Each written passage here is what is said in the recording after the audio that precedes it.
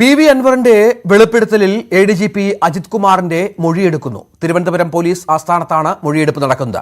മൊഴിയെടുക്കൽ വീഡിയോയിൽ ചിത്രീകരിക്കുന്നുണ്ട്. അതേസമയം ADGP Ajith കുമാറിനെതിരെ vigilance അന്വേഷണത്തിന് DGPയുടെ ശുപാർശയും വന്നു. കവടിയാറിലെ വീട് ബന്ധുക്കളുടെ പേരിൽ അനധികൃത സ്വത്ത് സമ്പാദനം ഉൾപ്പെടെ PV അൻവർ ഉന്നയിച്ച 5 കാര്യങ്ങളിലാണ് വിജിലൻസ് അന്വേഷണത്തിന് DGPയുടെ ശുപാർശ. അതേസമയം മുന്നണിയിലെ സമ്മർദ്ദത്തിന് വഴങ്ങാതെ മുഖ്യമന്ത്രി ADGP അജിത് കുമാറിനെ സംരക്ഷിക്കുന്നതിൽ ഘടകകക്ഷികൾക്കിടയിൽ എതിർപ്പ് ശക്തമാവുകയാണ്. അജിത് കുമാറിനെ മാറ്റാത്തതിൽ വലിയ ധാർമ്മിക പ്രശ്നമുണ്ടെന്നാണ് CPI അടക്കമുള്ള പാർട്ടികളുടെ നിലപാട്. ക്രമസമാധാന ചുമതലയുള്ള ADGP സ്ഥാനത്ത് നിന്ന് അജിത് കുമാറിനെ മാറ്റാൻ എന്തിന് കാക്കണമെന്നാണ് ചോദ്യം. സംരക്ഷണം അധികം തുടർന്നാൽ കൂടുതൽ പ്രതികരണങ്ങൾ ഘടകകക്ഷികളുടെ ഭാഗത്തു നിന്ന് ഉണ്ടായേക്കുമെന്നാണ് സൂചന. VV വിനോദ് ഏറ്റവും പുതിയ വിവരങ്ങൾ പങ്കുവെക്കും. വിനോദ്, അസാധാരണമായ സാഹചര്യമാണ് പോലീസ് ആസ്ഥാനത്ത്. ADGPക്കെതിരെ DGP തന്നെ നേരിട്ട് രംഗത്ത് വരുന്നു. വിജിലൻസ് അന്വേഷണത്തിന് ശുപാർശ ചെയ്യുന്നു, ഇടപാടുകൾ അന്വേഷിക്കുന്നു, ചോദ്യം ചെയ്യുന്നു. എന്താണ് സംഭവിക്കുന്നത്?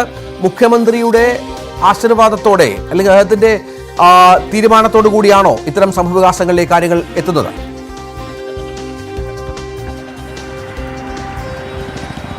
രഞ്ജിത്ത്, മൊഴി രേഖപ്പെടുത്തുന്ന നടപടി ഇപ്പോഴും പോലീസ് ആസ്ഥാനത്ത് തുടരുകയാണ്. ഏതാണ്ട് 2 മണിക്കൂറിനടുത്താകുന്നു. രഞ്ജിത്ത് സൂചിപ്പിച്ചതുപോലെ തന്നെ തീർത്തും അസാധാരണമായ ഒരു സാഹചര്യമെന്ന് പറയേണ്ടിയിരിക്കുന്നു. DGP ADGP law and order ADGPയെ പോലീസ് ആസ്ഥാനത്തേക്ക് വിളിച്ചു വരുത്തി മൊഴി രേഖപ്പെടുത്തുന്ന ഒരു സാഹചര്യം.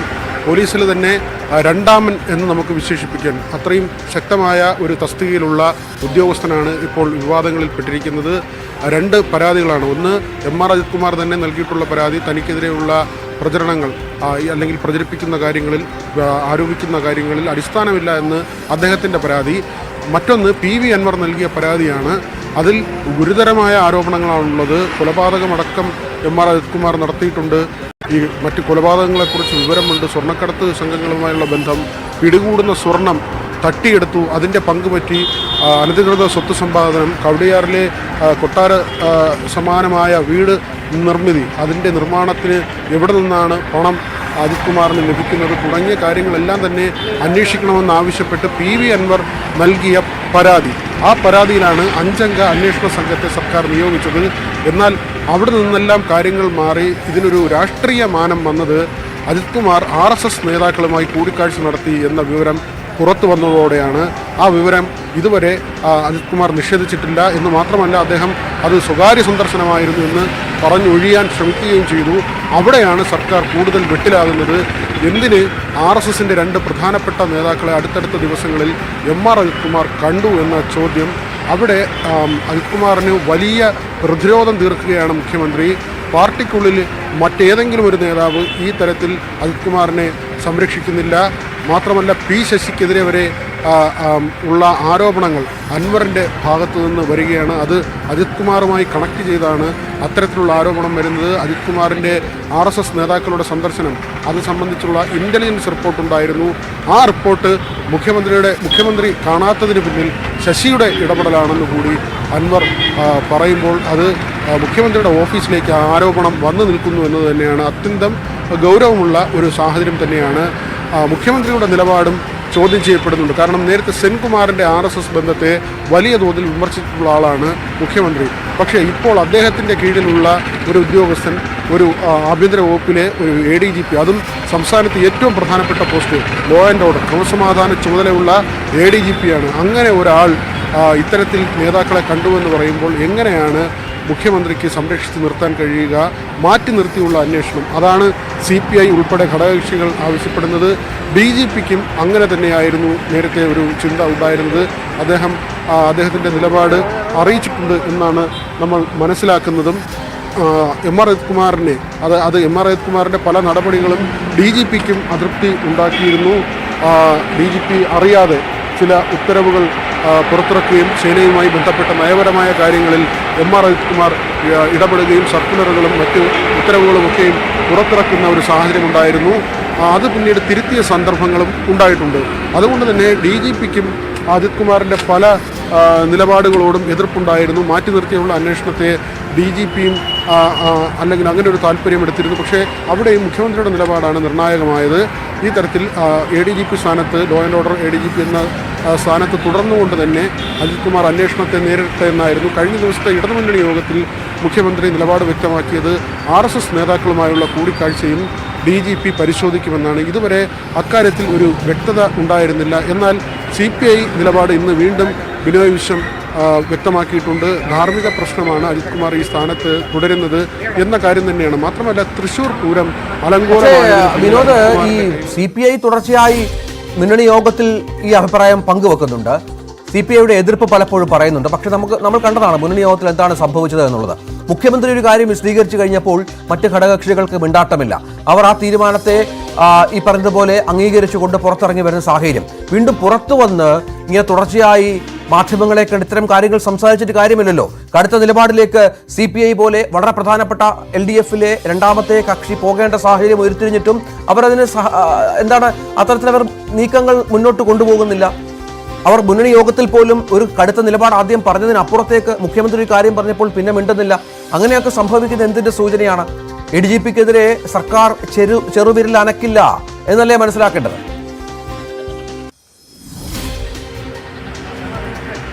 സർക്കാർ എന്നതിനപ്പുറത്തേക്ക് രഞ്ജിത്ത്, നമ്മൾക്ക് ഇതുവരെയുള്ള കാര്യങ്ങൾ വിലയിരുത്തുമ്പോൾ മനസ്സിലാകുന്നത് മുഖ്യമന്ത്രിയുടെ താല്പര്യം തന്നെയാണ് ഇതിൽ ഏറ്റവും നിർണായകമായിട്ടുള്ളത്. അജിത് കുമാർ സ്ഥാനത്ത് നിന്ന് മാറേണ്ടതില്ല എന്ന നിലപാട് സ്വീകരിച്ചിട്ടുള്ളത് മുഖ്യമന്ത്രിയാണ്. കാരണം CPIയുടെ അതൃപ്തിയെക്കുറിച്ച് ചോദിച്ചപ്പോൾ MV ഗോവിന്ദൻ്റെ മറുപടി CPMന് തൃപ്തി ഉണ്ടെന്നാണോ നിങ്ങൾ കരുതുന്നതെന്നാണ്. അതായത് അങ്ങനെ അല്ല, അജിത് കുമാറിനെ സംരക്ഷിക്കുന്നില്ല എന്നൊരു തോന്നൽ തന്നെയാണ്. കഴിഞ്ഞ ദിവസം MA ബേബിയുടെ പ്രതികരണവും തേടിയതാണ്. അതിലും അദ്ദേഹം വിമർശിക്കുന്ന നിലയിൽ തന്നെയാണ് സംസാരിക്കുന്നത്. കാരണം പിഴവുകൾ ഉണ്ടാകാൻ പാടില്ല എന്ന ഒരു കാര്യം തന്നെയാണ്. അല്ലെങ്കിൽ ഇത്തരം ആളുകൾ ആ സ്ഥാനത്ത് തുടരണമോ എന്നതിൽ പിന്തുണച്ചുള്ള ഒരു കാര്യമല്ല MA ബേബിയുടെ വാക്കുകളിലും പ്രതിഫലിച്ചത്. മാത്രമല്ല സ്പീക്കർ ഷംസീർ മാത്രമാണ് ഇക്കാര്യത്തിൽ മുഖ്യമന്ത്രിയുടെ ഒരു നിലപാടിനോട്, അല്ലെങ്കിൽ അദ്ദേഹം ഇതുവരെയും തുറന്നു പറഞ്ഞില്ലെങ്കിൽ കൂടിയും മുഖ്യമന്ത്രി കൈക്കൊള്ളുന്ന നടപടിയോട് ചേർന്ന് നിൽക്കുന്ന തരത്തിൽ ഒരു പ്രസ്താവന നടത്തിയത് ഷംസീർ മാത്രമാണ്. ഷംസീർ പറഞ്ഞത് ഇതത്ര ഗുരുതരമായ കാര്യം അല്ല, അങ്ങനെ ആളുകളെ കണ്ടെങ്കിലും അതിൽ തെറ്റില്ല, RSS രാജ്യത്തെ പ്രധാനപ്പെട്ട ഒരു സംഘടനയാണെന്ന് ഷംസീർ പറയുമ്പോൾ അതിനുള്ള അൻവറിൻ്റെ മറുപടിയും വന്നിട്ടുണ്ട്. അൻവർ ഏറ്റവും ഒടുവിൽ ഇട്ടിരിക്കുന്ന ഫേസ്ബുക്ക് പോസ്റ്റ് തന്നെ അൻവർ ഷംസീറിനെ വിമർശിച്ചിട്ടുള്ളതാണ്.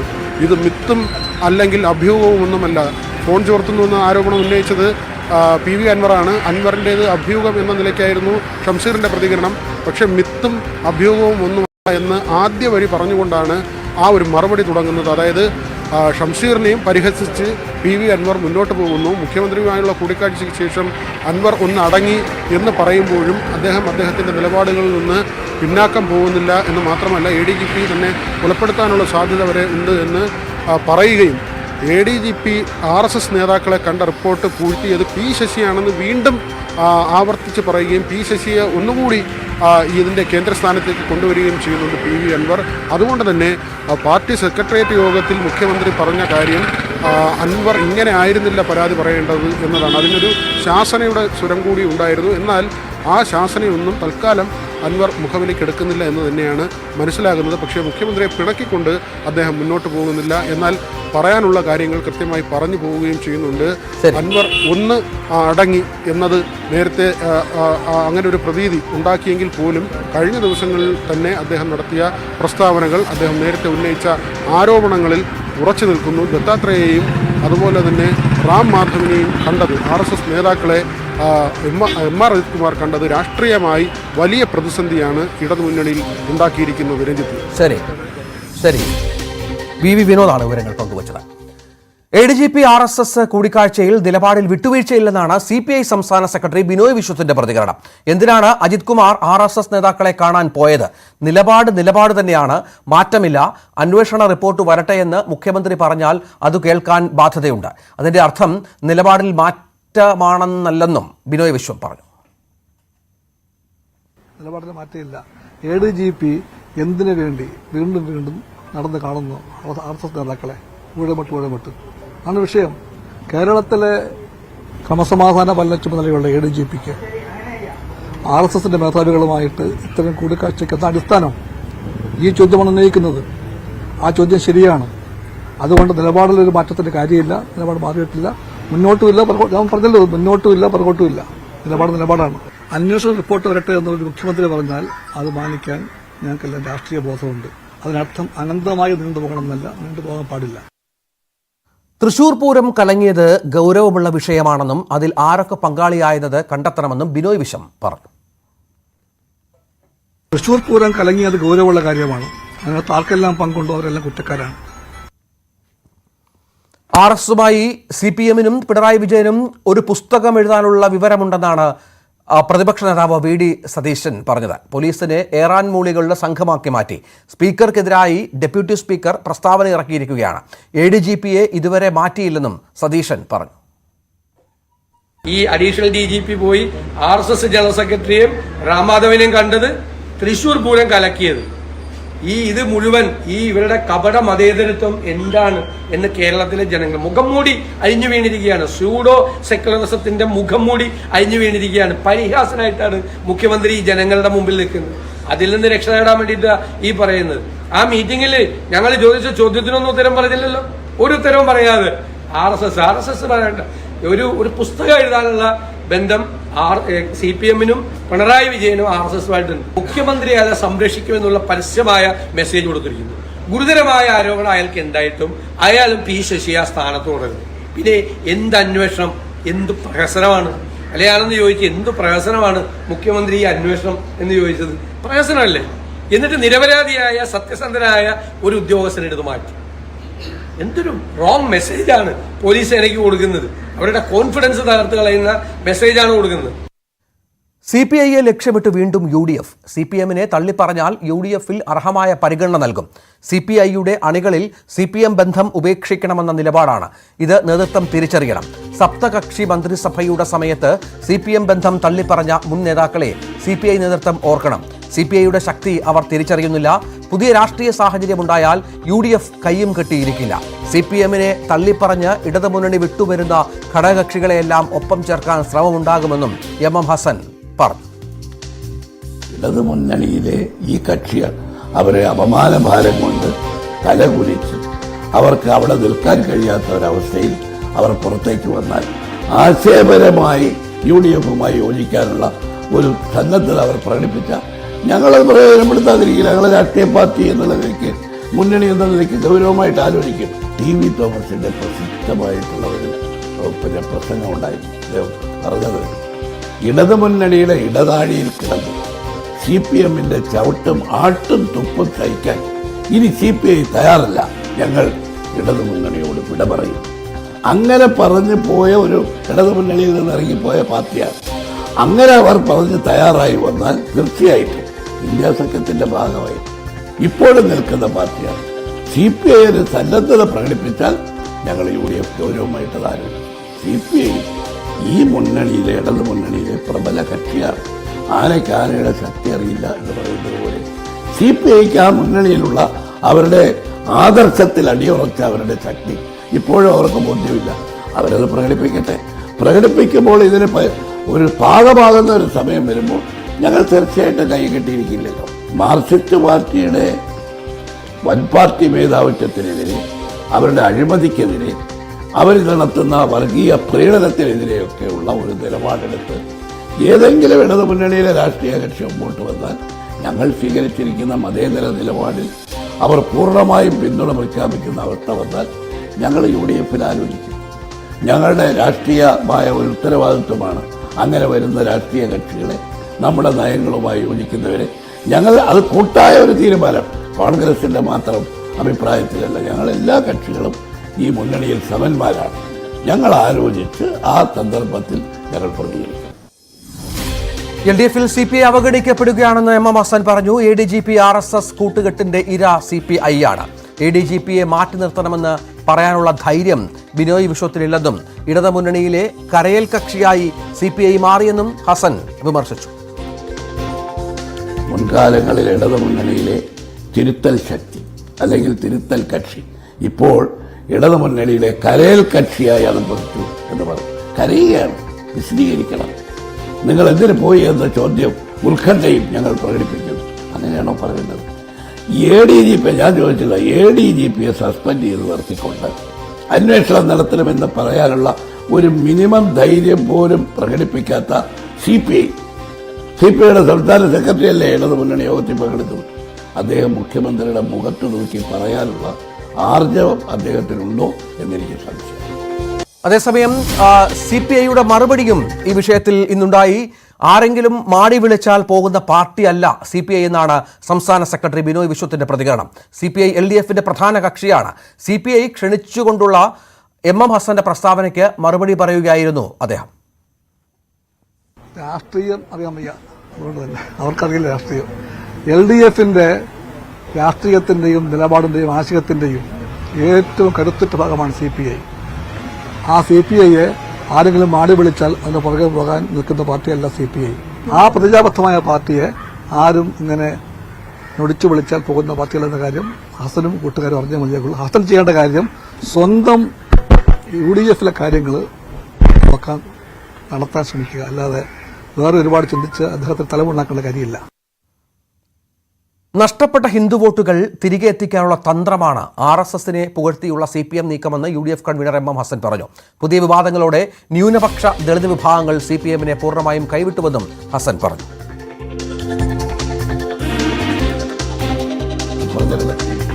CPMന് കുളം കിട്ടും എന്ന ഒരു ചിന്ത ഒരുപക്ഷെ പാർട്ടി നേതൃത്വത്തിനുണ്ടാവാം. കാരണം ഇതുവരെ മുസ്ലിം കമ്മ്യൂണിറ്റി വോട്ട് ബാങ്കിലാണ് കണ്ടുനിന്നിരുന്നതെങ്കിൽ കഴിഞ്ഞ തെരഞ്ഞെടുപ്പിൽ താങ്കൾ പറഞ്ഞതുപോലെ ഫലമുണ്ടായില്ല. അതുകൊണ്ട് നേരെ ഒരു യൂട്ടേൺ എടുത്ത് ഭൂരിപക്ഷ സമുദായത്തിന്റെ പിന്തുണ ഈ അടുത്ത് വരാൻ പോകുന്ന പഞ്ചായത്ത് നിയമസഭാ തെരഞ്ഞെടുപ്പുകളിൽ ഉണ്ടാക്കാൻ കഴിയുന്ന ഒരു പരീക്ഷണമാണോ ഇപ്പോൾ നടക്കുന്നത് എന്ന് സംശയിക്കാൻ ന്യായമായ അവകാശമുണ്ട്. പക്ഷെ മുസ്ലിം കമ്മ്യൂണിറ്റിയിലും മുസ്ലിം സംഘടനകൾക്കും വളരെ നന്നായിട്ട് അറിയാം. കഴിഞ്ഞ ലോക്സഭാ തെരഞ്ഞെടുപ്പിൽ ഇവരെടുത്ത നിലപാടെന്താ? ഇവരിവിടുത്തെ മുസ്ലിം സംഘടനകളോടെല്ലാം ചുരുക്കം ചില സംഘടനകളോടൊഴിച്ച് ഇവരെടുത്ത നിലപാട് വളരെ ആ സംഘടനകൾക്കെതിരായിട്ടുള്ള നിലപാടാണ്. ന്യൂനപക്ഷങ്ങളുടെ മനസ്സിൽ, ദളിത് സമൂഹത്തിന്റെ മനസ്സിൽ വലിയ ആശങ്ക ഉണ്ടാക്കിയിട്ടുണ്ട്. കാരണം ഇവരെടുത്തിരിക്കുന്ന ഈ നിലപാട്. CPMനുള്ള സ്വതന്ത്രരെ UDFന് വേണ്ടെന്ന് MM ഹസൻ പറഞ്ഞു. PV അൻവറിനെയും KT ജലീലിനെയും ഉൾക്കൊള്ളേണ്ട രാഷ്ട്രീയ ഗതികേട് മുന്നണിക്കില്ല. ചെങ്കൊടി ഉയർത്തിപ്പിടിക്കുമെന്ന് പറയുന്നവരുടെ പിന്നാലെ പോകില്ല. അധികാരത്തിനായി CPMൽ പോയവരെ തിരികെ വിളിക്കില്ലെന്നും ഹസൻ വ്യക്തമാക്കി. ഈ ഒരു ആരോപണം ഉന്നയിച്ചവരെല്ലാം ഞങ്ങൾ ജീവിതാവസാനം വരെ ഈ ചെങ്കൊടി പിടിക്കുമെന്ന് കൂടി പറഞ്ഞിട്ടുണ്ട്. അവർ ജീവിതാവസാനം വരെ പിടിച്ചോട്ടെ. അങ്ങനെ പിടിച്ച് അവരുടെ ജീവിതം അവസാനിക്കട്ടെ. ഞങ്ങൾ അവരുടെ പിന്നാലെ പോകാൻ തയ്യാർ. അപ്പൊ സമാനമായി അദ്ദേഹം കാണുന്ന മുഖ്യമന്ത്രിയെയും ഭരിക്കുന്നത് വരെ ഉയർത്തിപ്പിടിക്കുമെന്ന് പറയുന്ന ചെങ്കൊടിയും വിട്ട് ഇങ്ങോട്ട് വിളിക്കാൻ ഞങ്ങൾക്കിപ്പോൾ രാഷ്ട്രീയമായ അത്ര ഒരു ഗതികളൊന്നുമില്ല. തീർച്ചയായിട്ടും KT ജലീൽ മുസ്ലിം ലീഗിൽ നിന്ന് പോയത് എന്തിനാണെന്ന് എല്ലാവർക്കും അറിയാം. ഇപ്പോൾ KT ജലീലും ഈ PV അൻവറുമായി കൈകോർത്ത് പിടിക്കുന്നതിൻ്റെ പിന്നിലുള്ള കാരണങ്ങളും എല്ലാവർക്കും അറിയാം. ഇതിനകത്ത് KT ജലീലും PV അൻവറും കൂടി കൂട്ടത്തിലുള്ള ഒരു സ്വതന്ത്രൻ തിരിച്ച് ഒരു നിലപാടെടുത്ത് നിൽക്കും. ഇവരൊക്കെ മറ്റേ അബ്ദുറഹ്മാൻ മന്ത്രി, ഇവരൊക്കെ വാസ്തവത്തിൽ കോൺഗ്രസിൽ നിന്ന് CPMലേക്ക് പോയത് CPMന്റെ ആദർശങ്ങളിലുള്ള വിശ്വാസത്തിന്റെ അടിസ്ഥാനത്തിലല്ല, അധികാരത്തോടുള്ള അവരുടെ ഇതാണ്. UDFിൽ നിന്നാൽ അവർക്ക് ഈ അധികാര സ്ഥാനങ്ങളിൽ എത്താൻ കഴിയുമോ എന്ന സംശയമാണ് അവരെ CPMൽ എത്തിച്ചത്. ഇപ്പോൾ അവർക്കുണ്ടായിട്ടുള്ള മോഹഭംഗത്തിന്റെ കാരണങ്ങളിലേക്കൊന്നും ഞാൻ കടക്കുന്നില്ല. അവർ പറഞ്ഞ കാര്യങ്ങൾ മാത്രമേ ഞങ്ങളിപ്പോൾ ശ്രദ്ധിക്കുന്നുള്ളൂ.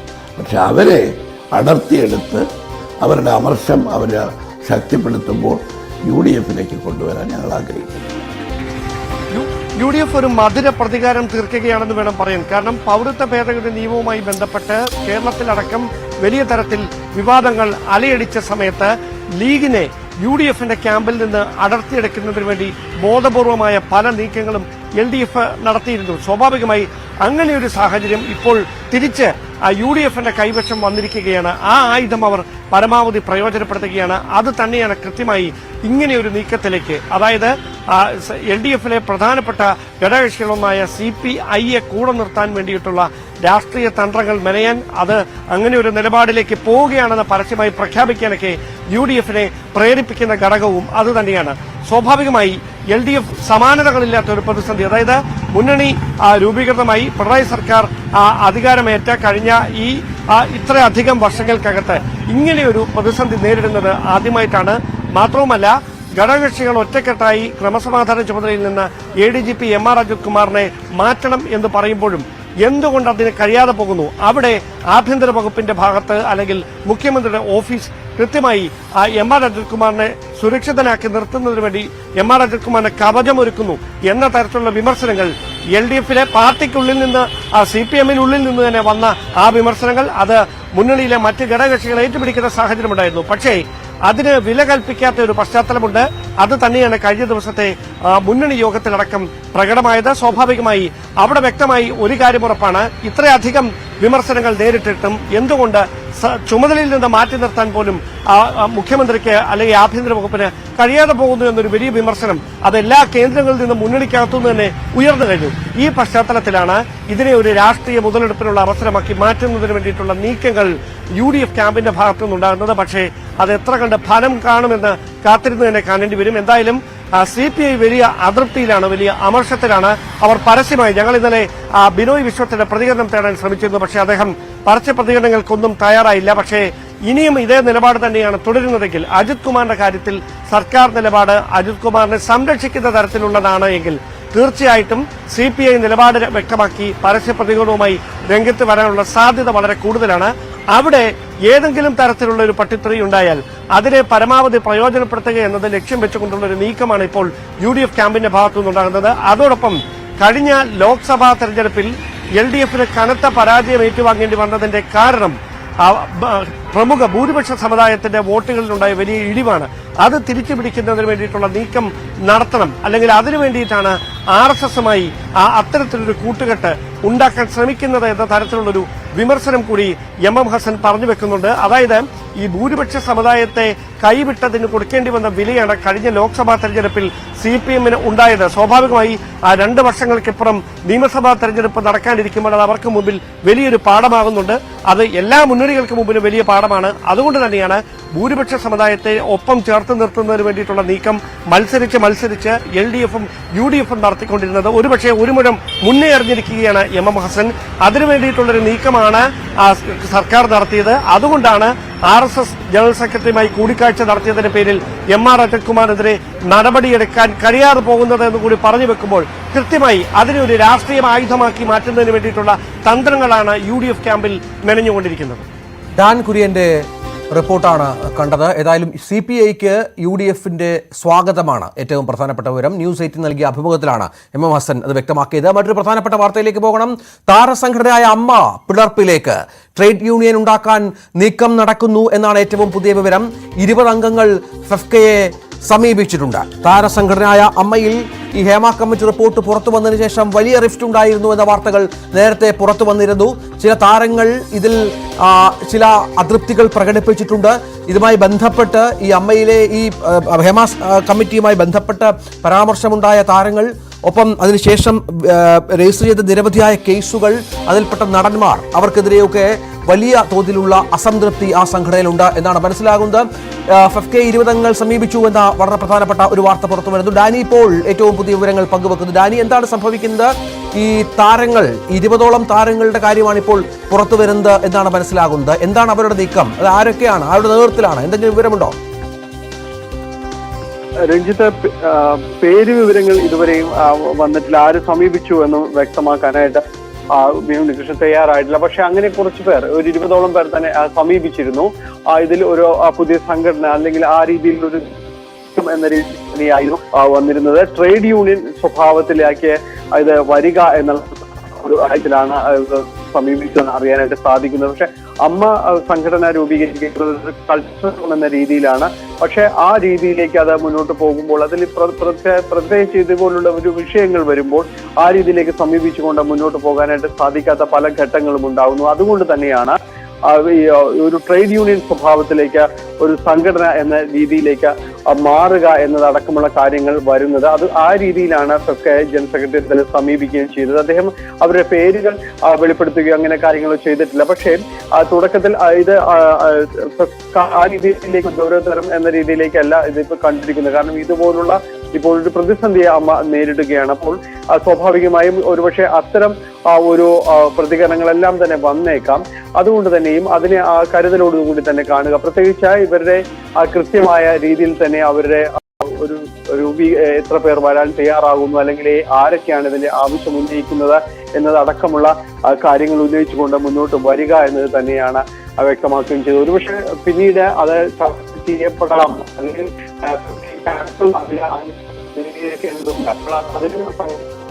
കാര്യങ്ങളെല്ലാം തന്നെ 20 അംഗങ്ങൾ ഇപ്പോൾ ഫെഫ്കയെ സമീപിച്ചു. കാരണം താരസംഘടനയായ അമ്മ ഒരു ചാരിറ്റബിൾ ട്രസ്റ്റാണ്, ആ തരത്തിലാണ് ഇത് രൂപീകരിക്കപ്പെട്ടിരിക്കുന്നത് എന്ന് അതിന്റെ സ്ഥാപക അംഗങ്ങൾ, അതായത് ഇത് രൂപീകരിക്കാൻ പ്രധാനമായും മുൻകൈയെടുത്ത പ്രധാനപ്പെട്ട ആളുകൾ നേരത്തെ വ്യക്തമാക്കിയിരുന്നതാണ്. അതിൻ്റെ ഒരു സ്വഭാവം അതാണ്. കാരണം അമ്മയിലെ ആളുകൾക്ക് പെൻഷൻ നൽകുക അടക്കമുള്ള കാര്യങ്ങളുമായാണ് ആ സംഘടന മുന്നോട്ട് പോകുന്നത്. ഇതിന് ട്രേഡ് യൂണിയൻ സ്വഭാവമില്ല.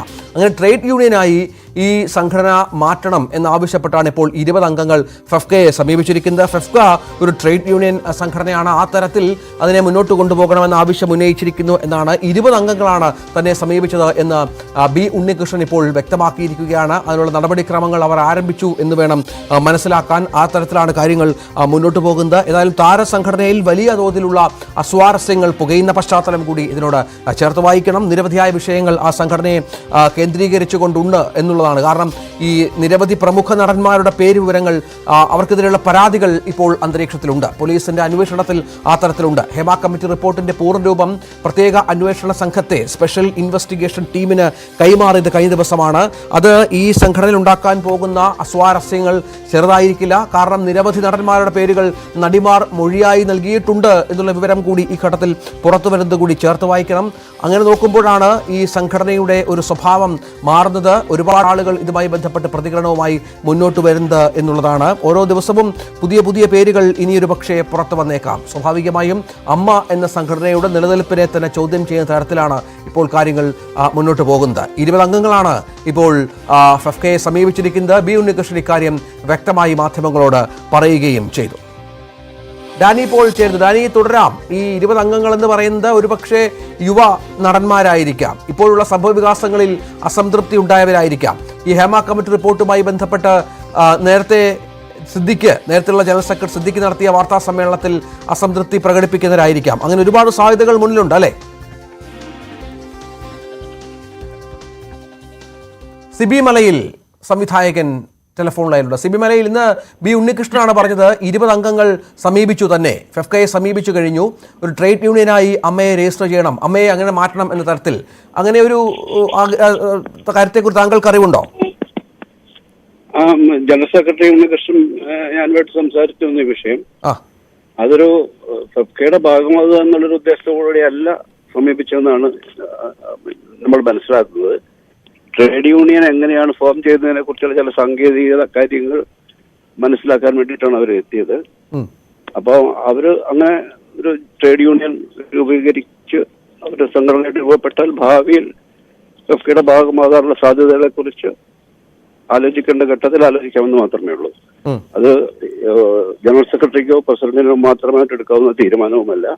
ജനറൽ കൗൺസിലിലേക്ക് പോയി ജനറൽ കൗൺസിൽ 21 അംഗസംഘടനകൾ ചേർന്ന ജനറൽ കൗൺസിലാണ് അത്തരത്തിലുള്ള നയപരമായ കാര്യങ്ങൾ തീരുമാനമെടുക്കേണ്ടത്. അപ്പൊ അങ്ങനെ ഒരു ഘട്ടം ഇപ്പോൾ ആയിട്ടില്ല. അങ്ങനെ വരുമ്പോൾ അതിനെക്കുറിച്ച് പരിഗണിക്കേണ്ടി വരികയാണെങ്കിൽ അപ്പോൾ മാത്രമേ അങ്ങനെ ഒരു ചർച്ച ഉണ്ടാവുകയുള്ളൂ. ഈ ഫെഫ്കയെ സമീപിച്ചത് നേരത്തെ സ്ഥാനമൊഴിഞ്ഞ അമ്മയുടെ ഭാരവാഹികളാണോ? ഭാരവാഹികളല്ല, അതിലെ ചില അംഗങ്ങളാണ്. ഭാരവാഹികളല്ലാത്ത അംഗങ്ങളാണല്ലേ? എല്ലാവരും അധികം ആൾക്കാരില്ല. അത് വളരെ കുറച്ച് ആൾക്കാരാണ് വന്നത് ഇതിനെക്കുറിച്ചുള്ള ഒരു അന്വേഷണവുമായിട്ട്. അത് ജനറൽ സെക്രട്ടറിയായിട്ട് മാത്രം നേരിട്ട് കാണുകയായിരുന്നു. അദ്ദേഹത്തെയാണ് അവർ സമീപിച്ചത്. അദ്ദേഹം അവരോട് പറഞ്ഞതായിട്ട് എനിക്ക് കിട്ടിയ അറിവ്, നിങ്ങൾ അങ്ങനെ ഒരു തീരുമാനം ഉണ്ടെങ്കിൽ നിങ്ങളായിട്ട് അത് രൂപീകരിച്ച ശേഷം അതിന്റെ ഭാരവാഹികൾ ആരാണ്, അതിലംഗങ്ങൾ ആരാണ് എന്നുള്ളതൊക്കെ ബോധ്യപ്പെടുത്തി കഴിഞ്ഞാൽ അങ്ങനെ ഒരു ചർച്ചയുടെ സാഹചര്യത്തിലെത്തുമ്പോൾ ഫെഫ്ക തീരുമാനം അറിയിക്കാമെന്നാണ് പറഞ്ഞിരിക്കുന്നത്. ഈ അമ്മ ഒരു ചാരിറ്റബിൾ ട്രസ്റ്റ് ആണെന്നാണ് നമ്മൾ മനസ്സിലാക്കുന്നത്. ഒരു ട്രേഡ് യൂണിയൻ സ്വഭാവത്തിലേക്ക് അതിനെ മാറ്റുക എന്നതായിരിക്കും അവർ ലക്ഷ്യം, അല്ലേ? അങ്ങനെ സാധ്യമാകുമെന്ന് എനിക്കറിയില്ല. കാരണം ചാരിറ്റബിൾ ട്രസ്റ്റായിട്ട് നിൽക്കുമ്പോൾ ട്രേഡ് യൂണിയനിലേക്ക് വരാൻ സാധ്യമാകുകയില്ല. അപ്പോൾ മാക്ട അങ്ങനെയായിരുന്നു. മാക്ട ഒരു ചാരിറ്റബിൾ സൊസൈറ്റി ആയിരുന്നു. പക്ഷെ മാക്ട വീണ്ടും ഒരു ട്രേഡ് യൂണിയനായിട്ട് നമ്മളെല്ലാവരും കൂടെ ചേർന്ന് ആദ്യത്തെ മാക്ട ഫെഡറേഷൻ രൂപീകരിച്ചു. പക്ഷെ പിന്നീടാണ് ഫെഫ്കെ എന്ന് പറയുന്ന പുതിയ സംഘടന രൂപീകരിക്കപ്പെട്ടത്. അപ്പോൾ ഒരു ചാരിറ്റബിൾ സൊസൈറ്റിയുടെ ഒരു പരിമിതിക്കുള്ളിൽ നിന്നുകൊണ്ടൊരു ട്രേഡ് യൂണിയനിലേക്ക് എത്താൻ കഴിയുകയില്ല. അത് പ്രത്യേകമായി രൂപീകരിക്കപ്പെടുന്നത് പുതിയ സംഘടനയായി തന്നെ വരേണ്ടി വരും, അല്ലേ? അതെ അതെ, അങ്ങനെ ഒരു പുതിയ എൻറ്റിറ്റി ആയിട്ട് വരേണ്ടി വരും. ട്രേഡ് യൂണിയൻ നിയമപ്രകാരമുള്ള അതിന്റെ നടപടിക്രമങ്ങൾ പൂർത്തീകരിച്ചാണ് അങ്ങനെ ഒരു സംഘടന രൂപീകരിക്കാൻ കഴിയുള്ളൂ.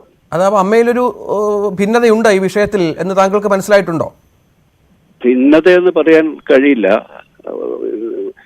ഒരു അമ്മ ഒരു ചാരിറ്റബിൾ സൊസൈറ്റി ആയിട്ട് നിൽക്കുമ്പോൾ അവരുടെ പ്രവർത്തനങ്ങൾക്ക് ചില പരിമിതികളുണ്ട്, ചില പരിധികളുണ്ട്. പ്രത്യേകിച്ചും തൊഴിൽ തർക്കങ്ങൾ, സാമ്പത്തിക മായിട്ടുള്ള വ്യവഹാരങ്ങളിൽ ഉണ്ടാകുന്ന തർക്കങ്ങൾ, അതൊക്കെ പരിഹരിക്കാൻ പക്ഷേ അവർക്ക് പരിമിതികളുണ്ട്. മുമ്പ് മാക്ട എന്ന സാംസ്കാരിക സംഘടനയ്ക്കും അത് തന്നെയായിരുന്നു ഉണ്ടായിരുന്ന പരിമിതികൾ. അങ്ങനെ ഒരു ഘട്ടത്തിലാണ് നമ്മളൊരു ട്രേഡ് യൂണിയനിലേക്ക് ചലച്ചിത്ര തൊഴിലാളികൾ, സാങ്കേതിക പ്രവർത്തനമുള്ള തൊഴിലാളികൾ ഒരു സംഘടന രൂപീകരിച്ചത്. അത്തരമൊരു ആവശ്യം ഇപ്പോൾ അവർക്ക് നേരിട്ടുണ്ടാവാം.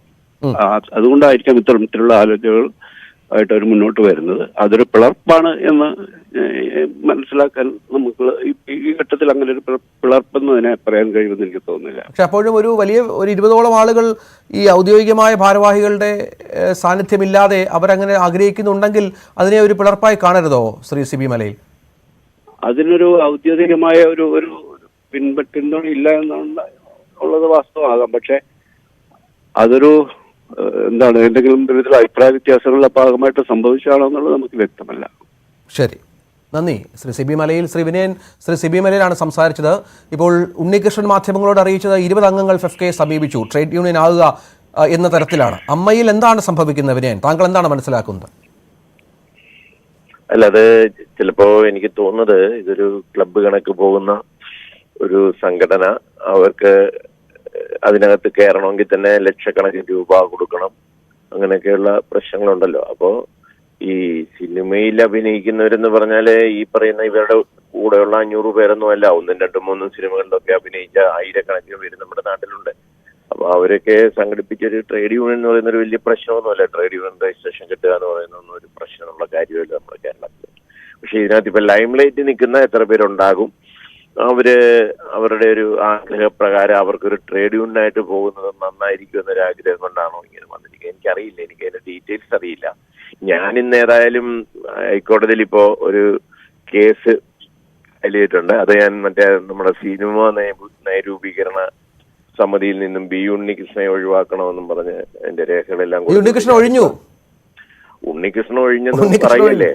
ഞാൻ ഇന്നലെ കേസ് ഫയൽ ചെയ്തു. ഉണ്ണികൃഷ്ണൻ ഒഴിഞ്ഞാലും ഒഴിഞ്ഞില്ലേലും ഉണ്ണികൃഷ്ണനെ ഒഴിവാക്കുമെന്നുള്ള ഡെഫിനിറ്റാ. കാരണം തൊഴിൽ നിഷേധത്തിന് സുപ്രീം കോടതി ഫൈൻ അടിച്ച ഒരു തൊഴിലാളി നേതാവ് ഈ നയരൂപീകരണ സമിതിയിൽ ഇരിക്കാന്ന് പറഞ്ഞ എന്ന് വെള്ളരിക്കപ്പെട്ടണോ ഇത്? അയാള് തൊഴിൽ നിഷേധം നടത്തി എന്നുള്ളതിന് 10,000 രൂപ ഫൈൻ അടയ്ക്കുകയും അത് സുപ്രീം കോടതി അയാൾ നടത്തിയിട്ടുണ്ടെന്ന് ശരിവെക്കുകയും ചെയ്ത ഒരു തൊഴിലാളി നേതാവാണ്. അതുകൊണ്ട് തന്നെ ഞാനത് പാടില്ലെന്നും പറഞ്ഞ് ഞാനത് 3 ദിവസമായിട്ടത് തയ്യാറായിക്കൊണ്ടിരിക്കുകയായിരുന്നു. ഇന്നലെ ഫയൽ ചെയ്തിട്ടുണ്ട്. അത് അറിഞ്ഞിട്ടാണോ അദ്ദേഹം പിന്മാറിയെന്ന് എനിക്കറിയില്ല. ഏതായാലും ഉണ്ണികൃഷ്ണ സമിതിയിൽ ഉണ്ടാകാൻ പാടില്ല. നമ്മുടെ നാട്ടിലെ നിയമ വ്യവസ്ഥ അനുസരിച്ച് ഉണ്ണികൃഷ്ണൻ ഉണ്ടാകാൻ പാടില്ല. അത് ഒരു കാര്യം. ഇത് പിന്നെ നല്ല കാര്യമാണ് ട്രേഡ് യൂണിയൻ വരുന്നതാണ് എന്റെ അഭിപ്രായം. ഈ അമ്മയെ ഈ ട്രേഡ് യൂണിയന്റെ ഒരു സ്വഭാവം ഇല്ലാത്തത്, അമ്മയുടെ ഈ ഒരു വെൽഫെയർ സൊസൈറ്റി അല്ലെങ്കിൽ ചാരിറ്റബിൾ ട്രസ്റ്റ് സംഘടനയിൽ പോകുന്നത് അമ്മയുടെ ഇപ്പോഴത്തെ പ്രശ്നങ്ങൾക്ക് ഒരു കാരണമായി എന്നുള്ള അഭിപ്രായം താങ്കൾക്കുണ്ടോ?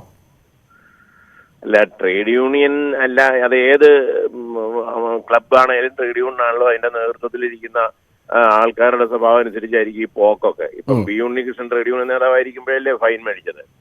തൊഴിൽ നിഷേധം നടത്തി തിലകൻ ചേട്ടനെയും എന്നെയൊക്കെ കണക്കുള്ളവരെ തൊഴിൽ ചെയ്യാൻ സമ്മതിച്ചില്ല എന്നുള്ള രീതിയിൽ അദ്ദേഹത്തിന് കോമ്പറ്റീഷൻ കമ്മീഷൻ ഫൈൻ അടിച്ചതും ഈ അമ്മയ്ക്കും 4 ലക്ഷം 1,50,000 60,000 രൂപയാണ് അടിച്ചിരിക്കുന്നത്. ഈ പറയുന്ന ഉണ്ണികൃഷ്ണൻ ഫൈൻ കിട്ടി, ഫെഫ്കയുടെ പ്രസിഡന്റ് CP മലയിലിന് കിട്ടി. അതൊക്കെ ട്രേഡ് യൂണിയൻ ആയിരിക്കുമ്പോഴാണല്ലോ ഫെഫ്കയ്ക്ക് കിട്ടിയത്. അപ്പൊ അതുകൊണ്ടൊന്നും കാര്യമില്ല. നേതൃത്വത്തിൽ ആരിയ്ക്കുന്നു, അതാര് നയിക്കുന്നു, അവരുടെ സ്വഭാവം അനുസരിച്ചിരിക്കും അതിന്റെ തൊഴിലാളി സ്നേഹവും അല്ലെങ്കിൽ ട്രേഡ് യൂണിയനിസവും ഒക്കെ വർക്കൗട്ട് ആകുക. പക്ഷെ ട്രേഡ് യൂണിയൻ എന്ന് പറയുമ്പം വേറെ ചില തലമുണ്ട്. അതിനകത്ത് ഇവർ പറയുന്ന ഇത്ര ലക്ഷം രൂപ തന്നാലേ മെമ്പർഷിപ്പ് എടുക്കാൻ പറ്റത്തുള്ളൂ എന്നൊന്നും വരാൻ പറ്റുമെന്ന് എനിക്ക് തോന്നുന്നില്ല. കുറച്ചുകൂടി ജനകീയമാകുമെന്ന് തോന്നുന്നു അത്. പിന്നെ മാത്രമല്ല, ഞാൻ പറഞ്ഞില്ലേ, ആയിരക്കണക്കിന് മെമ്പർമാർ ചിലപ്പോൾ അതിനകത്ത് ഇപ്പൊ ജൂനിയർ ആർട്ടിസ്റ്റുകൾക്കും ഒക്കെ അതിനകത്ത്, കാരണം അവരൊക്കെ നടീനടന്മാരാണല്ലോ. ഇപ്പൊ അവർക്ക് ചെറിയ വേഷങ്ങൾ കിട്ടുന്നതുകൊണ്ട് അവരെ ജൂനിയർ ആർട്ടിസ്റ്റുകൾ എന്ന് വിളിക്കുന്നെങ്കിലും ഈ ജൂനിയർ ആർട്ടിസ്റ്റുകൾ ആയിരക്കണക്കിന് പേരുണ്ട് നമ്മുടെ ഇവിടെ. അവർ ഡയലോഗ് പറയുന്നവരും അവർ നല്ലപോലെ റിയാക്ട് ചെയ്യുന്ന അഭിനയം കാഴ്ചവെക്കുന്നവരും ഒക്കെ ധാരാളം ഉണ്ട്. അപ്പൊ അവരൊക്കെ ഈ ട്രേഡ് യൂണിയൻ വരുമ്പോൾ അതിനകത്ത് വരും. അപ്പോൾ ആയിരക്കണക്കിന് ആൾക്കാരുടെ ഒരു വലിയ ട്രേഡ് യൂണിയനാക്കി അത് മാറ്റാൻ പറ്റുമെന്ന് എനിക്ക് തോന്നുന്നു കേട്ടോ. ശരി, നന്ദി ശ്രീ വിനയൻ. ഏതായാലും അമ്മയിൽ ഇപ്പോൾ നമുക്ക് ഈ സംസാരങ്ങളിൽ നിന്ന് CP മലയിലിൻ്റെ അടക്കമുള്ള സംസാരത്തിൽ നിന്ന് മനസ്സിലായത് 20 അംഗങ്ങൾ ഈ ഫെഫ്കയെ സമീപിച്ചവർ നേരത്തെയുള്ള അമ്മയുടെ ഔദ്യോഗിക ഭാരവാഹികളുമായി ബന്ധപ്പെട്ടവരല്ല. അവരുടെ അറിവില്ലാതെ തന്നെയാണ് 20 അംഗങ്ങൾ അത്തരത്തിലൊരു കാര്യത്തിനായി ഫെഫ്കയെ സമീപിച്ചതെന്നാണ്. അത് ആ സംഘടനയിൽ ഉണ്ടാക്കുന്ന ഒരു പ്രതിസന്ധിയും പ്രശ്നവുമൊക്കെ ഉണ്ട്. അതിനെ അത്തരത്തിൽ തന്നെ കാണുകയും വേണം. കാരണം അമ്മ എന്ന പേരിൽ ഒരു ട്രേഡ് യൂണിയനായി ഇതിനെ മാറ്റാൻ സാധിക്കില്ല. കാരണം അമ്മ ഒരു ചാരിറ്റബിൾ ട്രസ്റ്റാണ്. അങ്ങനെ നേരത്തെ തന്നെ നമുക്കറിയാം. അതിൻ്റെ ബൈലോ അനുസരിച്ച് അതിൻ്റെ രീതി അങ്ങനെയാണ്. ട്രേഡ് യൂണിയൻ ആകുമ്പോൾ മറ്റൊരു സംഘടനയിലെ കാര്യങ്ങൾ പോകേണ്ടി വരും. അതായത് 20 അംഗങ്ങൾക്കൊപ്പം നിരവധി ആളുകൾ, ഒരുപക്ഷെ അമ്മയിലെ ആളുകൾ ഉണ്ടായേക്കാം. അങ്ങനെ ഒരു പിളർപ്പ് എന്ന് തന്നെ ഈ ഘട്ടത്തിൽ പറയണം. അമ്മയിലുണ്ടായ പ്രതിസന്ധി അത് മറ്റൊരു ഘട്ടത്തിലേക്ക് കടക്കാനൊരുങ്ങുന്നു എന്നാണ് ഡാനി ഇപ്പോൾ റിപ്പോർട്ട് ചെയ്യുന്നത്. ഏറ്റവും നിർണായകമായ വിവരവും അത് തന്നെയാണ്. ഡാനി തുടരുന്നുണ്ട് എന്നാണ് മനസ്സിലാകുന്നത്. ഡാനി, ഈ 20 അംഗങ്ങളെക്കുറിച്ച് നമുക്ക് പേര് വിവരമില്ല. പക്ഷേ ഞാൻ നേരത്തെ പറഞ്ഞതുപോലെ വലിയ അസ്വാരസ്യമുള്ള, ഇപ്പോഴത്തെ സംഭവ വികാസങ്ങളിൽ വലിയ അസംതൃപ്തിയുള്ള ഒരു വിഭാഗമാണ്. അവർക്കൊപ്പം ഒരുപക്ഷെ ഈ 20 പേർ മാത്രമായിരിക്കില്ല, നിരവധി ആളുകൾ ഒപ്പമുണ്ടാകാം. അപ്പോൾ ഒരു പിളർപ്പ് തരത്തിലേക്ക് പോകുന്നു എന്ന് വേണം കരുതാൻ. ഡാനി, രഞ്ജിത്ത്, ആ രീതിയിൽ തന്നെ വേണം കരുതാൻ. കാരണം അമ്മയിലുണ്ടാകുന്ന വിഷയങ്ങൾ തുടങ്ങി വെച്ച ആ കാര്യങ്ങൾ, ഹേമ കമ്മിറ്റി അതിനെ തുടർന്നുണ്ടായ പ്രതിസന്ധികൾ അത് ചെറുതല്ല. അത് തുടക്കത്തിൽ തന്നെ അതിൻ്റെ ഭാരവാഹിത്വത്തിലുള്ളവർ തന്നെയും അവർക്കിടയിൽ പോലും അഭിപ്രായ വ്യത്യാസങ്ങളുണ്ടായി, ഭിന്നസ്വരങ്ങളുണ്ടായി. അമ്മയിലെ കൂട്ടരാജിയിൽ പോലും അത് ഒരു ഏകീകൃത രൂപമായിരുന്നില്ല എന്നതടക്കം പരസ്യമായിട്ട് തന്നെ അതിലെ അംഗങ്ങൾ പറയുന്നൊരവസ്ഥയിലേക്ക് വന്നു. മാത്രവുമല്ല, ഇങ്ങനെ ഒരു ക്രൈസിസിനെ നേരിടുന്നത് അത് ഈ രീതിയിൽ ഒരു വലിയ പരിധി വരെ അതൊരു ഒളിച്ചോട്ടം എന്ന രീതിയിൽ തന്നെ നിന്നുകൊണ്ടാണോ, ഇങ്ങനെ കുറേ അധികം പേർ ഇതിനെ മറയ്ക്കകത്തിരുന്നു കൊണ്ടാണ് ഇതിനെ അഭിമുഖീകരിക്കേണ്ടത് എന്നതടക്കം ഒരു പൊതുചോദ്യം അമ്മയിൽ നിന്നും ശക്തമായിട്ട് ഉയരുന്നൊരു സാഹചര്യം കൂടിയുണ്ട്. അപ്പോൾ ട്രേഡ് യൂണിയൻ സ്വഭാവത്തിലേക്ക് വരികയാണെങ്കിൽ കുറച്ചുകൂടി മെച്ചപ്പെട്ട രീതിയിലേക്ക് കാര്യങ്ങൾ അഭിമുഖീകരിക്കാം. കൂടുതൽ അത്തരം ഒരു അടിസ്ഥാനപരമായിട്ട് അതും ഒരു തൊഴിൽ മേഖല തന്നെയാണ്, അതിന് ആ രീതിയിൽ തന്നെയാണ് കാണേണ്ടതെന്ന ഒരു അഭിപ്രായം അതിനകത്ത് തന്നെയുണ്ട്. അതുകൊണ്ട് തന്നെയും ഈ ഫെഫ്ക ഇപ്പോൾ നടന്നുകൊണ്ടിരിക്കുന്ന രീതിയിൽ എത്ര കണ്ടത് നടത്തി മുന്നോട്ട് പോകാൻ കഴിയുമെന്നതടക്കമുള്ളൊരു ആശയങ്ങൾ ഈ ഘട്ടത്തിൽ ആലോചിച്ചിട്ടുണ്ട് എന്ന് തന്നെയാണ് വ്യക്തമാകുന്നത്. കൂടുതലായും യുവതാരങ്ങൾ തന്നെയാണ് ഈ രീതിയിലുള്ള പല ആശയങ്ങൾ മുന്നോട്ട് വയ്ക്കുന്നത് എന്ന വിവരവും കൂടി വരുന്നു. അപ്പോൾ ഇതിൽ ഒരു ആദ്യഘട്ട ചർച്ച എന്ന രീതിയിൽ പലരെയും പ്രതിനിധാനം ചെയ്തുകൊണ്ട് ആദ്യഘട്ട ചർച്ച എന്ന രീതിയിൽ തന്നെയാണ് ഇത് പുറത്തേക്ക് വന്നിരുന്നത്. അതുകൊണ്ട് തന്നെയാണ് ഉണ്ണികൃഷ്ണൻ പറഞ്ഞത്, നിങ്ങൾ എങ്ങനെയാണ് ഇത് രൂപീകരിക്കുക, അത്തരം കാര്യങ്ങളുടെ ഒരു ചർച്ചകൾ നിങ്ങൾ പൂർത്തീകരിച്ചിട്ട് വരാൻ അടക്കമുള്ള കാര്യങ്ങൾ നിർദ്ദേശം നൽകിയത്. എന്തായാലും അത് എന്തു തന്നെയായാലും പിന്നീട് ഇതിനെക്കുറിച്ച് കൂടുതൽ വിശദാംശങ്ങളിലേക്ക് അടക്കം വരും. ഒരുപക്ഷെ ഇനിയിപ്പോൾ അമ്മയ്ക്കകത്ത് ഇനി മറ്റ് സ്വരങ്ങൾ, ഇനി കൂടുതൽ നേതൃത്വത്തിനെതിരെ, അവരെ ഒരു നടത്തിപ്പ് രീതികൾക്കെതിരെ, ഈ വിഷയങ്ങൾ നേരിട്ട രീതിക്കെതിരെ, ഇതിലെല്ലാം തന്നെ സ്വരം കടുപ്പിക്കുന്ന അവസ്ഥയിലേക്ക് അമ്മയുടെ അംഗങ്ങൾ തന്നെ വൈകാതെ പുറത്തേക്ക് വരുന്നൊരു സാഹചര്യം ഉണ്ടാകുമെന്ന് തന്നെയാണ് പ്രതീക്ഷിക്കപ്പെടുന്നത്. അങ്ങനെയെങ്കിൽ നമ്മൾ ഈ 20 പേർ അവർ പ്രതിനിധികൾ മാത്രമായിരുന്നു. കൂടുതൽ പേർ ഈ പുതിയൊരു സംഘടന, ട്രേഡ് യൂണിയൻ സ്വഭാവത്തിലുള്ളൊരു സംഘടന എന്ന രീതിയിലേക്ക് തന്നെ മാറും. നേരത്തെ CP മലയിൽ സൂചിപ്പിച്ചതുപോലെ ഇപ്പോൾ നിലനിൽക്കുന്ന ഒരു ചട്ടക്കൂടിനകത്ത് നിന്നുകൊണ്ട് അമ്മ ഒരു ട്രേഡ് യൂണിയൻ സ്വഭാവത്തിലേക്ക് മാറുക എന്നത് കഴിയുന്നതല്ല, അത് പ്രായോഗികവുമല്ല. അപ്പോൾ സ്വാഭാവികമായും പുതിയ രീതികളിലേക്ക്, പുതിയ സംഘടനകളിലേക്ക് അടക്കം മാറേണ്ടി വരും. എന്തായാലും അതിൽ എത്രമാത്രം അംഗങ്ങളുടെ ഒരു പിന്തുണയുണ്ട് എന്നതടക്കമുള്ള കാര്യങ്ങളാണ് പിന്നീട് വരുന്നത്. ഇത്തരം ചർച്ചകളും ഒരുപക്ഷെ ഇനി ഉണ്ടാകുന്ന വലിയ ചർച്ചകളും എല്ലാം തന്നെയും അമ്മ അതിൻ്റെ ഒരു ആസന്നമായൊരു പിളർപ്പ് എന്നത് സംബന്ധിച്ച് തന്നെയായിരിക്കാം. രഞ്ജിത്ത്.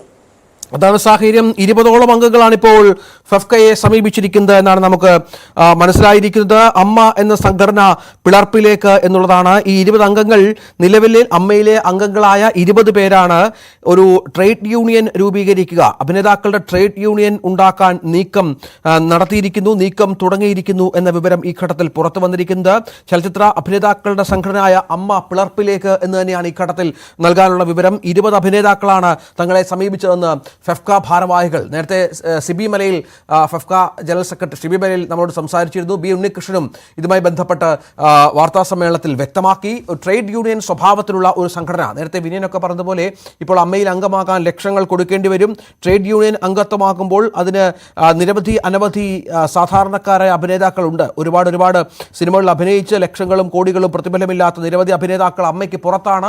അങ്ങനെയുള്ളവരെ കൂടി ഉൾപ്പെടുത്തിക്കൊണ്ടുള്ള തരത്തിലാകും കാര്യങ്ങളെന്നാണ് മനസ്സിലാകുന്നത്. ഏതായാലും നിർണായകമായ കാര്യങ്ങളാണ് എന്നുള്ളതാണ് ഇപ്പോൾ പുറത്തുവരുന്നത്. അമ്മ പിളർപ്പിലേക്ക് എന്ന് തന്നെ വേണം മനസ്സിലാക്കാൻ. ഈ പിളർപ്പിലേക്ക് എന്ന് പറയുമ്പോൾ ഈ 20 അംഗങ്ങൾക്കൊപ്പം നിരവധി ആളുകൾ ഒരു പക്ഷേ ട്രേഡ് യൂണിയൻ സ്വഭാവമുള്ള സംഘടനയിലേക്ക് മാറിയേക്കാം. അമ്മ എന്ന സംഘടന ഇല്ലാതാവുകയാണോ എന്ന് വേണം മനസ്സിലാക്കാൻ. അല്ലാതെ തന്നെ ഇപ്പോൾ നാഥനില്ലാത്ത അവസ്ഥയിലാണ് അമ്മ ഭാരവാഹികളെല്ലാം രാജിവെച്ചു കഴിഞ്ഞു. അവർ പൂർണ്ണമായും ആ സംഘടന പിരിച്ചുവിട്ട് കഴിഞ്ഞു. ഇപ്പോൾ അഡ്ഹോക് കമ്മിറ്റിയായി മാത്രമാണ് മോഹൻലാലും സിദ്ദിഖും അടക്കമുള്ള ആളുകൾ മുന്നോട്ട് പോകുന്നത്. നമുക്കറിയാം സിദ്ദിഖിനെതിരെ കേസുണ്ട്, ബാബുരാജിനെതിരെ കേസുണ്ട്, മുകേഷിനെതിരെ കേസുണ്ട്. അങ്ങനെ സീനിയറായ ഒരുപാട് നടന്മാർക്കെതിരെ കേസ് നിൽക്കുന്ന പശ്ചാത്തലത്തിൽ കൂടിയാണ് ഇപ്പോൾ ഇത്തരത്തിൽ ഒരു നിർണായകമായ പ്രതിസന്ധി ഘട്ടത്തിലേക്ക് അമ്മ പോകുന്നത് എന്നുകൂടി ചേർത്ത് വായിക്കണം. അമ്മ എന്ന സംഘടന വലിയ തോതിൽ പിളർപ്പിലേക്ക് മാറുന്ന പശ്ചാത്തലം ആണ് ഇപ്പോൾ ഉണ്ടാകുന്നത്. ഇതിനിടയിൽ ഹേമ കമ്മിറ്റിയെ വീണ്ടും വിമർശിച്ച് ബി ഉണ്ണികൃഷ്ണൻ രംഗത്ത് വന്നു. മൊഴിയെടുക്കുന്നതിനായി കമ്മിറ്റി ആളുകളെ തിരഞ്ഞെടുത്തതിൽ വിവിധ സംഘടനകളിൽപ്പെട്ടവരെ ഒഴിവാക്കിയെന്നാണ് ബി ഉണ്ണികൃഷ്ണന്റെ ആരോപണം. WCC സ്ഥാപക അംഗത്തിനെതിരെ ഹേമ കമ്മിറ്റി നടത്തിയ പരാമർശം ദുഷ്ടലാക്കോടെയാണ്. സ്ത്രീ ശാക്തീകരണത്തിൽ WCCയുടെ പങ്കിനെ ആദരവോടെ കാണുന്നുവെന്നും ബി ഉണ്ണികൃഷ്ണൻ പറഞ്ഞു. ഇത് മലയാള സിനിമയുടെ തന്നെ ചരിത്രത്തിലെ ഏറ്റവും നിർണായകമായ ഒരു ഡോക്യുമെന്റ് ആയിട്ടാണ് ഹേമ കമ്മിറ്റി റിപ്പോർട്ടിനെ ഫെഫ്ക കാണുന്നത്. എന്നാൽ ഒരു ട്രേഡ് യൂണിയൻ എന്ന നിലയിൽ ഫെഫ്കയ്ക്ക് വളരെ കൃത്യമായ വിമർശനവും നിലപാടും ഹേമ കമ്മിറ്റി റിപ്പോർട്ടിൽ മേലുണ്ട്. പ്രധാനപ്പെട്ട വിമർശനം കമ്മിറ്റി കാണേണ്ട ആളുകളെ തിരഞ്ഞെടുത്ത രീതിയിലാണ്. അതായത് കമ്മിറ്റിയുടെ റിപ്പോർട്ടിൽ പറയുന്നുണ്ട്, കമ്മിറ്റി ഇവിടെ പ്രവർത്തനം ആരംഭിക്കുന്നതിന് മുമ്പ് ഒരു പത്രപരസ്യം കൊടുത്തിരുന്നു. കമ്മിറ്റിക്ക് മുമ്പ് ആർക്ക് വേണമെങ്കിലും ഹാജരായി സ്റ്റേറ്റ്മെന്റ് കൊടുക്കാം എന്നുള്ളത്. പക്ഷെ നിങ്ങൾക്കറിയാം, അങ്ങനെ ഒരു പത്രപരസ്യം ശ്രദ്ധിക്കപ്പെടാനുള്ള സാധ്യത വളരെ കുറവാണ്. ശ്രദ്ധിച്ചാൽ തന്നെ പ്രേരണയില്ലാതെ ആളുകൾ പോവാനുള്ള സാധ്യത കുറവാണ്. അങ്ങനെ അതിനുശേഷം ഞങ്ങളെ വളരെ പ്രധാനമായിട്ട് കാണുന്നത് ഈ റിപ്പോർട്ടിന്റെ 14ാമത്തെ ഖണ്ഡികയിൽ ഒരു കാര്യം പറയുന്നുണ്ട്. The committee then decided to contact individuals in cinema personally, അവരുടെ ഈ അഡ്രസ് എല്ലാം കളക്ട് ചെയ്തുകൊണ്ട്, of both men and women in cinema whom we propose to meet എന്നാണ് പറയുന്നത്. whom we propose to interact with എന്നാണ് പറയുന്നത്. അപ്പോൾ ഞങ്ങൾക്ക് കാണേണ്ട ആളുകളുടെ ടെലിഫോൺ നമ്പറും ഇമെയിലുകളും ഞങ്ങൾ ശേഖരിച്ചു, ഞങ്ങൾ അവരെ വിളിച്ചു എന്നുള്ളതാണ്. അപ്പോൾ ലൈംഗിക ആരോപണ കേസിൽ സംവിധായകൻ രഞ്ജിത്ത് അന്വേഷണ സംഘത്തിന് മുന്നിൽ ഹാജരായി. IG പൂങ്കുഴലിയുടെ നേതൃത്വത്തിലുള്ള സംഘം രഞ്ജിത്തിനെ ചോദ്യം ചെയ്തു. മാധ്യമങ്ങളോട് പ്രതികരിക്കാൻ രഞ്ജിത്ത് വിസമ്മതിച്ചു.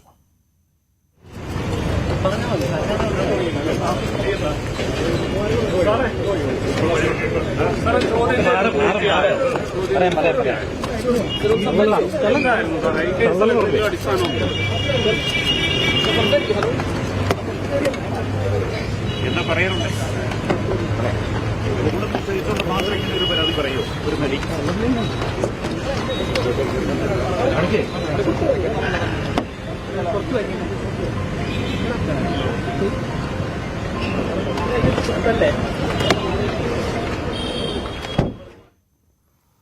മറ്റൊരു വാർത്തയിലേക്ക് പോകണം. ചൂരൽമല ഉരുൾപൊട്ടലിൽ ഉറ്റവരെ നഷ്ടപ്പെട്ട ശ്രുതിയുടെ പ്രതിശ്രുതവരനായ ജെൻസന്റെ സംസ്കാരം ഇന്ന് വൈകിട്ട് ആണ്ടൂർ നിത്യസഹായമാതാ പള്ളിയിലാണ് സംസ്കാരം. പോസ്റ്റ്മോർട്ടത്തിന് ശേഷം ജെൻസന്റെ മൃതദേഹം താലൂക്ക് ആശുപത്രിയിൽ കൊണ്ടുവന്ന് സ്ഥിതിയെ കാണിച്ചു. സെപ്റ്റംബർ 10 നടന്ന അപകടത്തിലാണ് ജെൻസന് പരിക്കേറ്റത്. ഉരുൾപൊട്ടലിൽ അച്ഛനും അമ്മയും സഹോദരിയുമടക്കം നഷ്ടപ്പെട്ട ശ്രുതിയുടെ ഏക ആശ്വാസമായിരുന്നു ജെൻസൺ. ശ്രുതിക്ക് അടച്ചുറപ്പുള്ള ഒരു വീട് പണിത് നൽകണമെന്നായിരുന്നു ജെൻസന്റെ ആഗ്രഹം.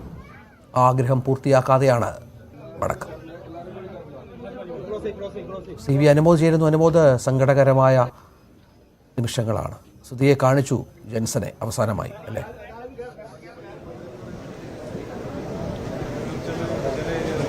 തീർച്ചയായും രഞ്ജിത്ത്, ശ്രുതി അവസാനമായി ജെൻസനെ കണ്ടു. ഇനിയൊരിക്കലും കാണാനാകില്ല, ഇനിയൊരിക്കലും അടുത്ത ജെൻസനില്ല. താൻ ഒറ്റയ്ക്കാണ് എന്ന യാഥാർത്ഥ്യം ആ കുട്ടി ഉൾക്കൊള്ളുന്നോ അറിയില്ല, പക്ഷേ അത് മനസ്സിലാക്കിയിട്ടുണ്ട് എന്നുള്ളതാണ് ഏറ്റവും പുതിയ കാര്യം. ഈയൊരു മരണവാർത്ത അറിഞ്ഞപ്പോൾ ശ്രുതി വല്ലാതെ ഷോക്ക്ഡായിരുന്നു. അതിനുശേഷം ജെൻസനെ കണ്ടേ തീരൂ എന്ന് നിർബന്ധം പിടിക്കുകയും അങ്ങനെ അമ്പലവയലിലെത്തിയ ആംബുലൻസ് തിരിച്ച് കൽപ്പറ്റയിലെ ആശുപത്രിയിലേക്ക് കൊണ്ടുപോകുന്ന ഒരു സാഹചര്യമായിരുന്നു. അവിടെ എത്തി ശ്രുതിയെ ജെൻസനെ അവസാനമായി കാണിച്ചു. അല്പസമയം ആശുപത്രിയിൽ പൊതുദർശനത്തിന് അവസരമുണ്ടായിരുന്നു. അവിടെ നിന്നും മൃതദേഹം ഇപ്പോൾ ഇവിടേക്ക് പുറപ്പെട്ടിട്ടുണ്ട്. ഞാൻ ഈ നിൽക്കുന്ന ഇടത്തേക്ക് ഓഡിറ്റോറിയത്തിലേക്ക് ഏതാനും നിമിഷങ്ങൾക്കകം ജെൻസനുമായിട്ടുള്ള ആംബുലൻസ് എത്തിച്ചേരുമെന്നാണ് അറിയുന്നത്. ഇവിടെ നേരത്തെ മുതൽ തന്നെ ജെൻസനെ ഇരുന്നൊക്കെ കാണുവാനും അന്ത്യാഞ്ജലി അർപ്പിക്കുവാനും ഒക്കെ നൂറുകണക്കിന് ആളുകളാണ് എത്തിച്ചേർന്നിട്ടുള്ളത്.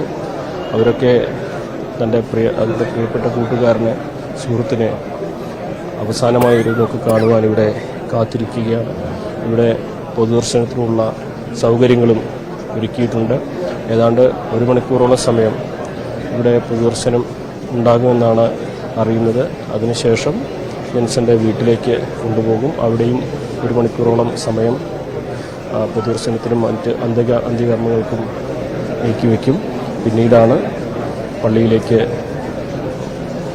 സംസ്കാര ചടങ്ങുകൾക്കായി കൊണ്ടുപോവുക. അത് ആ ഒരു സാഹചര്യത്തിലേക്കാണ് ഇപ്പോൾ ആളുകൾ കൂടുതലായി ഇവിടേക്ക് എത്തിച്ചേരുന്ന കാഴ്ചയാണ് നമ്മൾ കാണുന്നത്.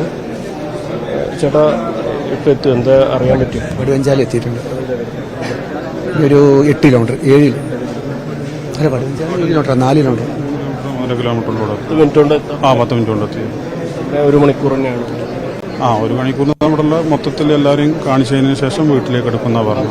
എല്ലാവരും അതെ വീട്ടിൽ ചടങ്ങുകളും ചടങ്ങ് വീട്ടിൽ, അത് കഴിഞ്ഞ് പള്ളിയിൽ സംസ്കരിക്കും.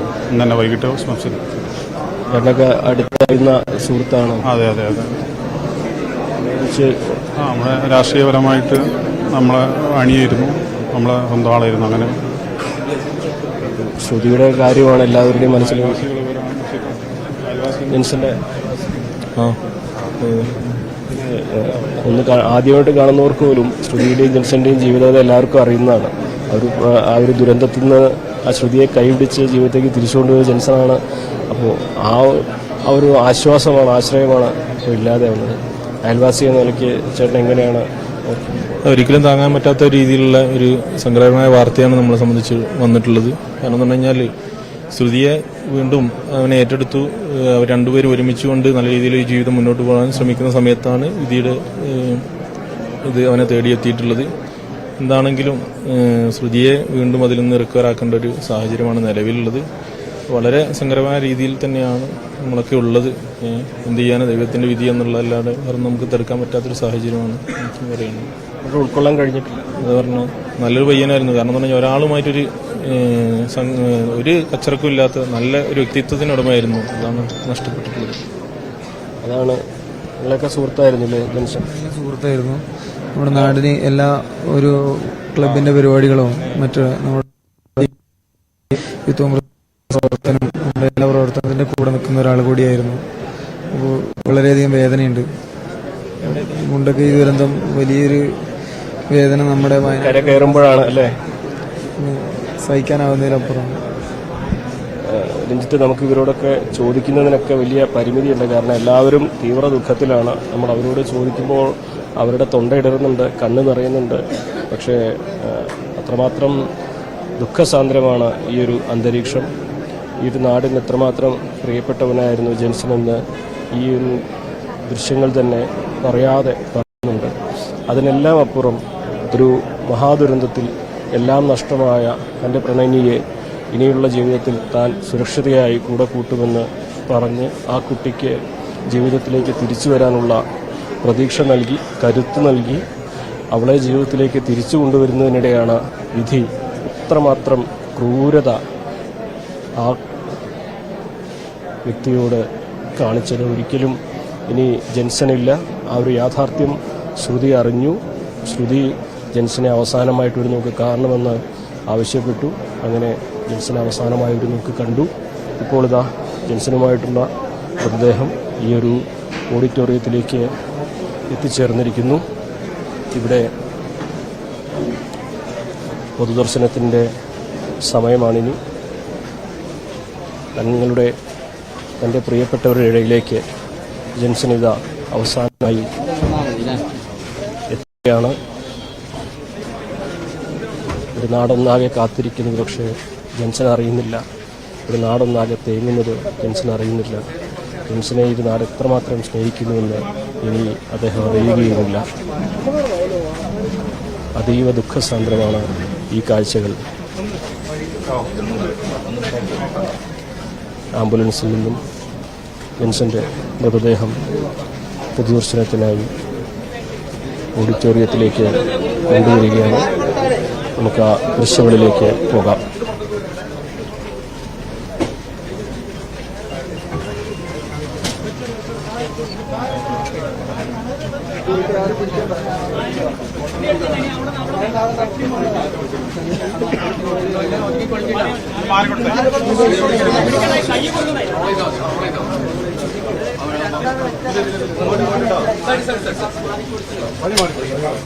ജെൻസന്റെ മൃതദേഹം